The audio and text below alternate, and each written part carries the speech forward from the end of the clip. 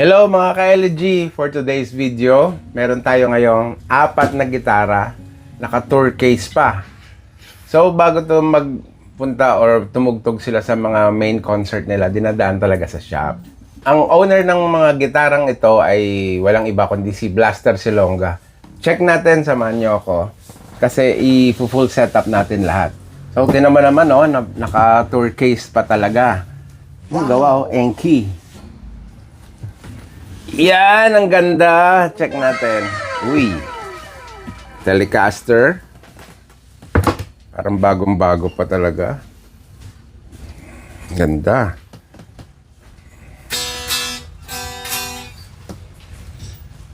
Uy, may mga ng frets medyo magaspang. Okay. Pick up height medyo malayo. Action medyo matigas. So, isa to. Ito naman, reverse headstock na Stratocaster.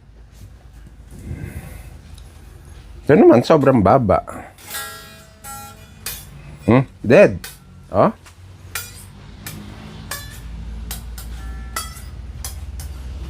Umipiyok. Oh, walang tunog. So, ito din, full setup din natin. Galing reverse headstock, reverse din yung ang position ng pickup niya. Unlike dun sa mga Stratocaster na normal pabala. Sa kabila yung niya, di ba? Uy, authentic Jimi Hendrix. Then tingnan na rin natin yung iba. Full setup natin to lahat. Pasadaan natin yung mga frets later on. Ito pa yung isa. Ganda ng case, no? Enki, baka naman. Matugtog din naman ako eh. De, joke lang. Ayan. So, eto, parang relic siya. Fender. Medyo okay yung action. Pero, ang pagkasabi, yung electronics nito medyo may problema na. And check din natin to later on kung kailangan palitan din. Action. Yeah. I-set up din natin. Then, itong last. Uy, favorite color. Fiesta Red. Fender. Ito, US. Ganda.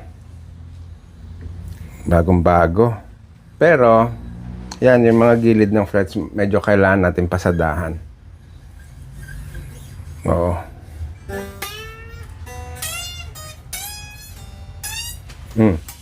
Choke din, brand new, Oh, no!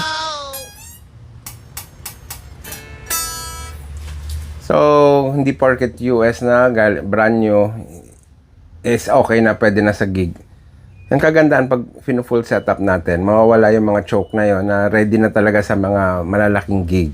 Kasi kung hindi ko pa nga inisa-isa yung frets, dito pa lang sa bend. Deads na. Oh. 'Di ba? Kilala pa naman natin si Blaster na magaling maggitara. Then biglang mag-choke. So nakakahiya 'yun, naka-US Fender ka pa naman, naka-Fiesta Red. Tapos mag-choke lang, 'di ba? Kaya yung mga 'yon, dinadala talaga nila dito for final check, full setup before nila isalang sa concert nila or gig. Kaya salamat sa tiwala, Sir Blaster. Yan, shoutout sa Four of Spades na laging nagtitiwala sa mga setup natin. So, samahan nyo ako. Gagawin natin tong 4 na gitarang to. Then, baka may mapulot kayo na pwede nyo i-DIY. Okay, let's go! Level na natin tong 4 na neck. Ready na. Oh, ha!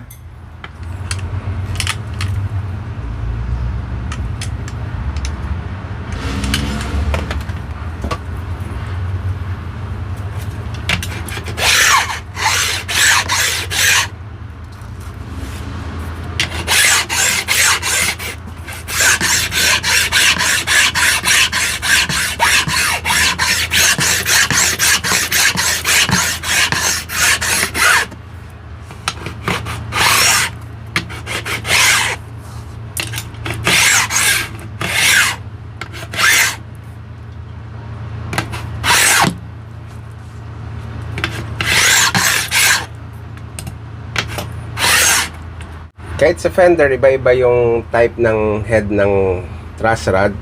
Either minsan dito na sa headstock nakaposisyon like yung kaninang ginawa natin. Ito naman yung sa body side.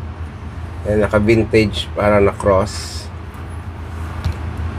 yung truss rod niya. At yung fretboard, oh.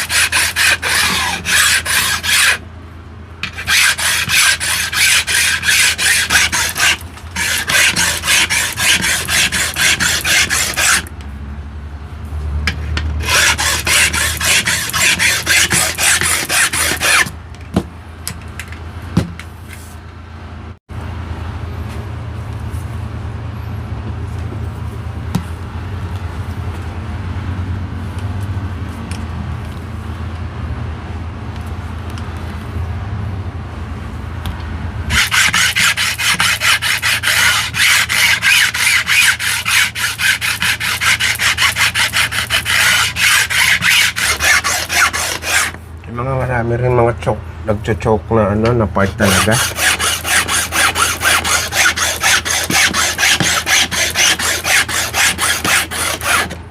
Yung mga sweet spot kasi yan sa pagle-level. Basta level. Okay, papakintabi na, then set up na lang. Ito kasi may problema na rin yung switch, overuse na yun.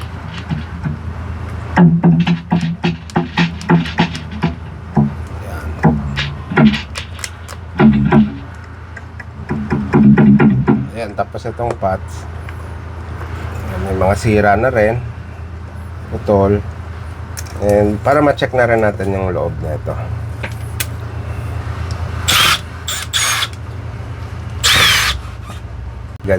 Yung mga tornilyo nyo,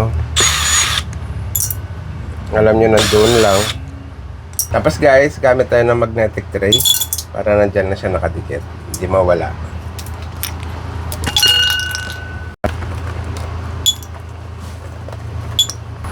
So ito, ngayon lang natin nabuksan to.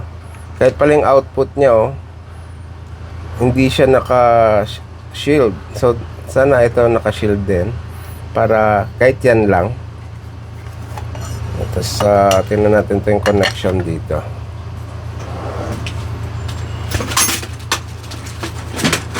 Kung effective yung shield na ginamit.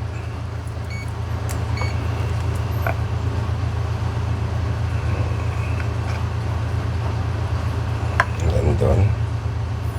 Kaso wala siyang connection papunta dito sa groundings. Ayusin na rin natin to, lagyan natin ng connection, palit output, palit pots, palit switch. Okay.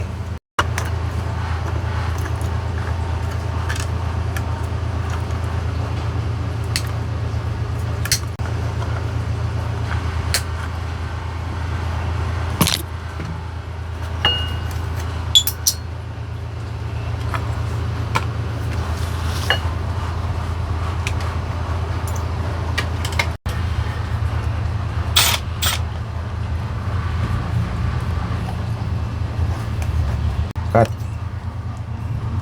Cut mo na.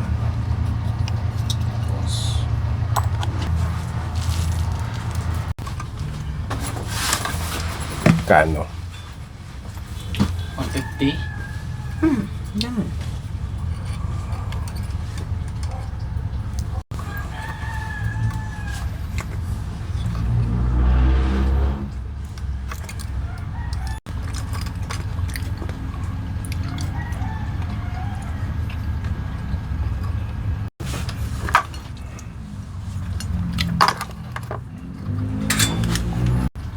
So napalitan na natin yung parts. Okay.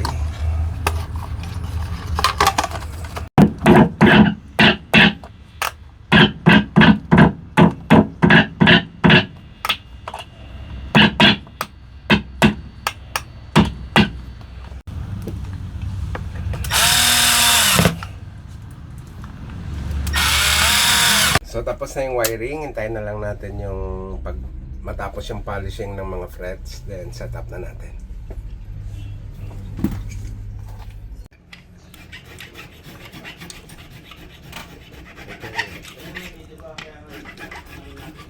Ito may tip to bago brown.